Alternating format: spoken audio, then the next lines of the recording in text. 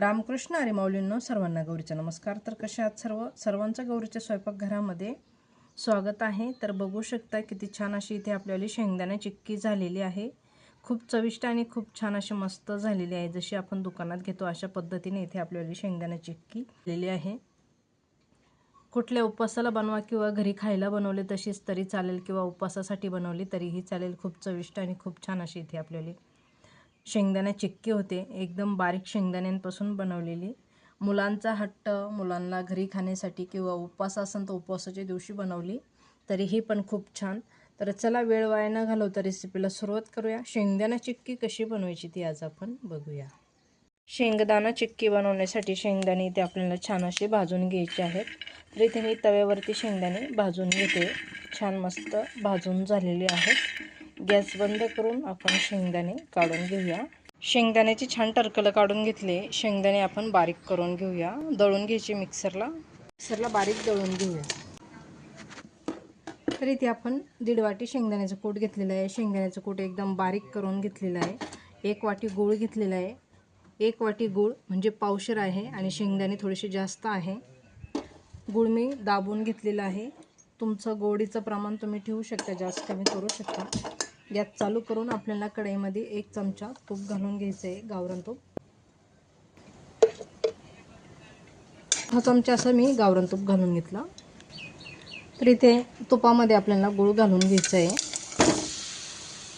Gas कमी ठेवायचा आहे, फुल गॅस करायचं नाही आहे। पाण्याचा वापर न करता आपल्याला गुळाचा पाक तयार करून घ्यायचा आहे। पाण्याचा वापर केला तर गुळाला जास्त वेळ लागतो आटवायला। एका ताटाला लगेच तूप लावून घ्यायचे। ते मी तूप टाकून घेतलेलं आहे। तर आपण इथे तूप लावून घेऊया ताटाला। ताटाची तयारी आधीच करून ठेवायची जाते, तर गडबड होऊ नये म्हणून ताटाला तूप आधीच लावून घ्यायचं। अशा पद्धतीने पाक छान फेसाळला पाहिजे। आता आपण याच्यामध्ये शेंगदाणा कूट घालून घेऊया। पाक छान तयार झालेले, आपण शेंगदाण्याचा कूट घालून घेऊया।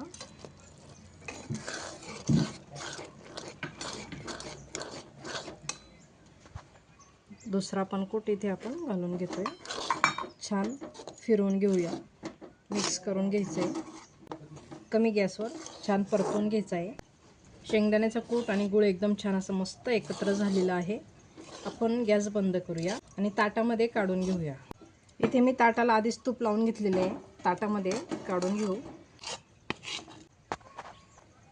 ताटामध्ये छान पसरून घेऊया।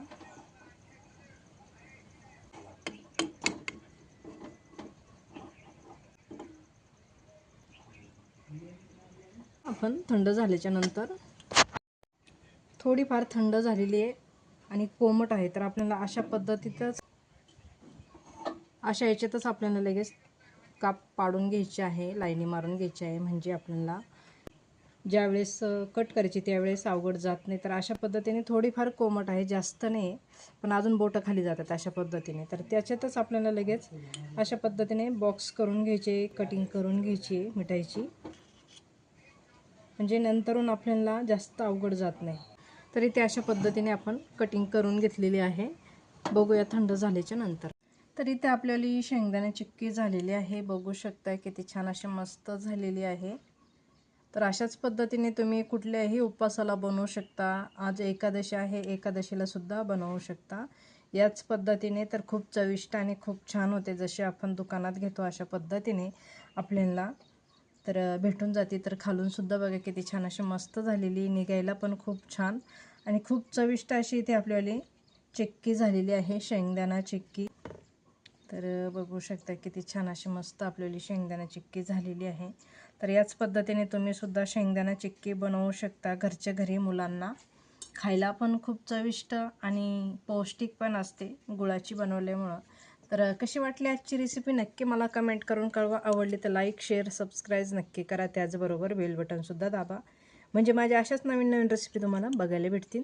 तर चला आजच्यासाठी धन्यवाद। भेटूया एका पुढच्या नवीन रेसिपीमध्ये। तोपर्यंत छान राहा, मस्त राहा, खुश राहा। अशा पद्धतीने शेंगदाणा चिक्की नक्की बनवून बघा। धन्यवाद।